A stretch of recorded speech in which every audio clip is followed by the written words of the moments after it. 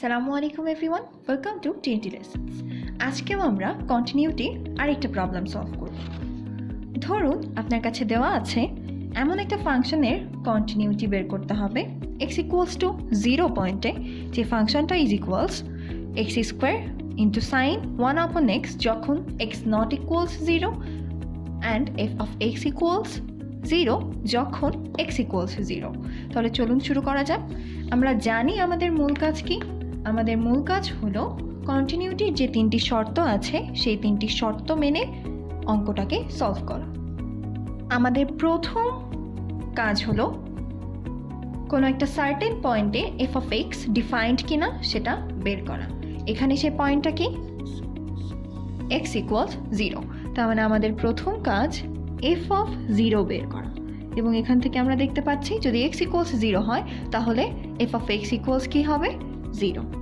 অর্থাৎ হ্যাঁ, f of 0 defined, f of 0-র একটা ভ্যালু আছে এবং সেটা আমরা কী বের করেছি, 0। এখন আমাদের কাজ হলো এক্স টেন্ডস টু 0 পয়েন্টে এফ অফ এক্স এর লিমিট এক্সিস্ট করে কিনা সেটা বের করা। সেজন্য আমরা কি করব, অবশ্যই right hand side and left hand side limit বের করব।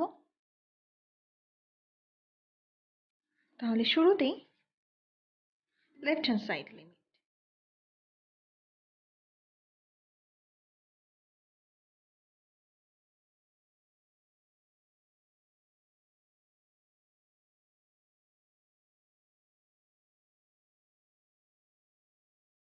দেখুন এখানে যদি আমরা x এর ভ্যালু 0 এবং এখানে sin 1/x এর ভ্যালু 1/0 বসাই তাহলে হ্যাঁ, এটা আনডিফাইন্ড হয়ে যায়।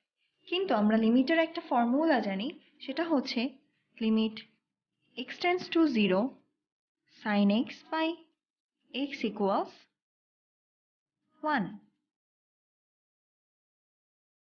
তাহলে এখানে সাইন অপারেটর ভেতরে অ্যাঙ্গেল ছিল x এবং পরবর্তীতে x দিয়ে সেটা ডিভাইডেড হয়েছে। আমরা যদি এই রুল ফলো করি তাহলে এখানে sin 1/x আছে, তাহলে নিচেও 1/x দিয়ে ভাগ করতে হবে এবং এটার সাথে যেহেতু ভাগ করেছি তাই 1/x আমি গুণ করে দিলাম। তাহলে আমরা জানি যে এতটুকুর ভ্যালু আমাদের কাছে কি চলে আসলো, 1 চলে আসলো। তাহলে এটা হবে x square by x into 1, x into 1, x এর ভ্যালু 0 বসিয়ে দিলে পাবো 0। ঠিক একই ওয়েতে আমাদেরকে কি করতে হবে, x tends to 0 plus fx বের করতে হবে।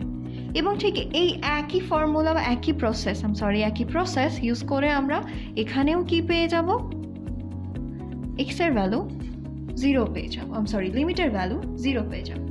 তো যেহেতু আমাদের রাইট সাইড আর লেফট সাইড লিমিট সমান, তার মানে আমরা বলতে পারি যে limit x tends to 0 fx কি করে, এক্সিস্ট করে। এবারে আমাদের 3 নম্বর পয়েন্ট ছিল লিমিটের ভ্যালু আর ফাংশনের ভ্যালু মিলিয়ে দেখা যে তারা সমান কিনা। এখান থেকে আমরা দেখতে পাচ্ছি ফাংশনের ভ্যালু 0, লিমিটের ভ্যালু 0, অর্থাৎ আমরা 3 নম্বর পয়েন্ট বলতে পারবো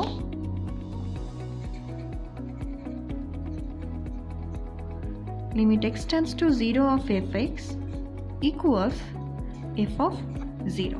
তার মানে এই ফাংশনটাকে কন্টিনিউয়াস ফাংশন বলা যাবে। তার কারণ কি, এটা 1, 2 অ্যান্ড 3 প্রত্যেকটা কন্ডিশনই কি করেছে, মেনটেইন করেছে। অর্থাৎ x ইকুয়ালস 0 পয়েন্টে এই ফাংশনটা কন্টিনিউয়াস ফাংশন।